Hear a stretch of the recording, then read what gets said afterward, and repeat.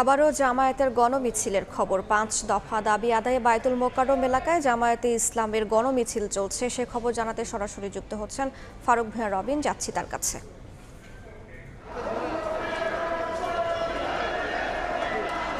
৫ দফা দাবিতে জামায়াতে ইসলামীর ঢাকা মহানগর উত্তর ও দক্ষিণের যৌথ আয়োজনে যে গণমিছিল সেটি অল্প কিছুক্ষণ আগে বায়তুল মোকাররমের দক্ষিণ গেট থেকে শুরু হয়েছে এবং এই মুহূর্তে এই মিছিলটি পল্টন মোড় প্রদক্ষিণ করছে এবং যেটি জানা যাচ্ছে যে এই মিছিলটি এই দিক দিয়ে পল্টন মোড় হয়ে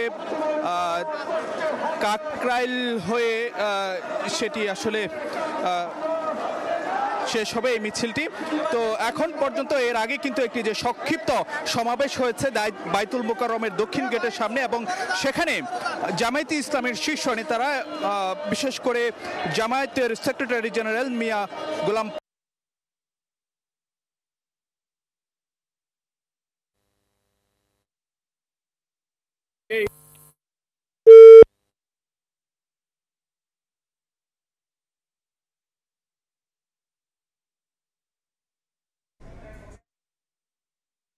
বিষয়টি রাখার দাবি জামাতের সেক্রেটারি জেনারেল এবং এখানে তিনি যে কথাটি বলছেন যে এই যে পিআরের যে বিষয়টি সেটি আসলে যে জনগণের মতামত ছাড়া এটিকে কোনোভাবেই উপেক্ষা করা যাবে না। যদি জনগণ তার পক্ষে রায় দেয় তাহলে সেটি আসলে যে সব দলকেই সে বিষয়টি মেনে নিতে হবে, অর্থাৎ পিআরের পক্ষে অবস্থান নিতে হবে। আর যদি জনগণ গণভোটে সেই পিআরের বিপক্ষে রায় দেয় তাহলে জামায়াতে ইসলামীও সেই রায়টি মেনে নেবে, অর্থাৎ যে জনগণের যে ইচ্ছা, জনগণের যে মতামত সেটিকে সম্মান জানাবে জামায়াতে ইসলামী। অর্থাৎ তারা যে কথাটি বলতে চাচ্ছেন যে পিআরের যে বিষয়টি রয়েছে সেই বিষয়টি আসলে যে গণরায়ের ভিত্তিতে সেটির আসলে যে একটি মীমাংসা হতে হবে। এর বাইরেও জামাতের নেতারা বেশ কিছু বিষয় তারা দাবি করেছে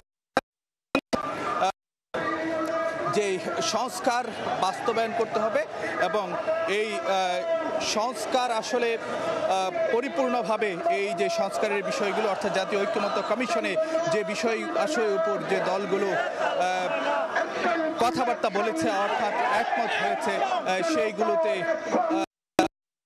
যথাযথ আইন দিতে হবে এবং সেভাবে আসলে যে বাস্তবায়ন করতে হবে এবং এই সংস্কারের পক্ষে যদি কোনো পক্ষ